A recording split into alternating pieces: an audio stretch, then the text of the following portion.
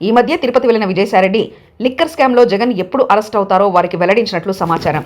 విజయసాయిరెడ్డి తన సన్నిహితులతో పంచుకున్న సమాచారం ప్రకారం లిక్కర్ స్కామ్లో వైఎస్ జగన్ను సిఐడి వచ్చే నెల 10వ తేదీలోపు అరెస్ట్ చేసే అవకాశాలున్నట్లు తెలుస్తుంది.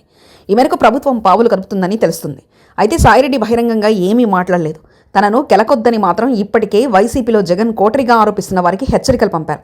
ఆ తర్వాత వైసీపీ కూడా సైలెంట్గా ఉంటుంది. అయితే సాయిరెడ్డి చెప్పిన సమాచారం నిజమే అయితే మాత్రం జగన్ విషయంలో కూటమి తీసుకునే నిర్ణయం, దాని పర్యవసనాలు ఎలా ఉండబోతున్నాయన్న దానిపై చర్చ జరుగుతుంది.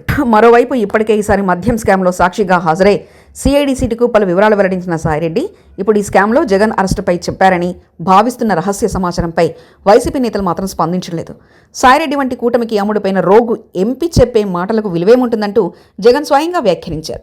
జగన్మోహన్ రెడ్డి ఎన్ని వ్యాఖ్యలు చేసినప్పటికీ కూటమి ప్రభుత్వం చేయాల్సింది చేస్తున్నట్లు తెలుస్తుంది. అలాగే జగన్మోహన్ రెడ్డికి ఈ విషయం మీద స్పష్టమైన సమాచారం ఉన్నప్పటికీ అరెస్టుకు భయపడిది ముందే చెప్పడంతో ఆయన దాదాపు సిద్ధమన్నట్లుగా సమాచారం. రాజకీయాలనేవి ఎప్పుడూ ఒకేలా ఉండవు. రాజకీయ నేతలు కూడా ఒకేలా ఉండరు.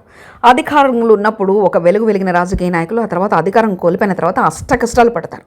అష్టకష్టాల్లో ఒకటైన జైలు జీవితాన్ని అనుభవిస్తుంటారు. ఇక దానికి పెద్దగా ఇబ్బంది కూడా పడరు. ఒక పక్క అధికారంలో అన్నీ అనుభవించే నాయకులే మరోపక్క జైలు జీవితం లాంటి దుర్భర జీవితాన్ని అనుభవిస్తారు. ఇది ఒక తెలుగు రాష్ట్రాలకే కాదు, పక్కన ఉన్న దక్షిణాది రాష్ట్రాల్లోనూ అటు ఉత్తరాది రాష్ట్రాల్లోనూ ఎప్పుడూ జరుగుతున్నది.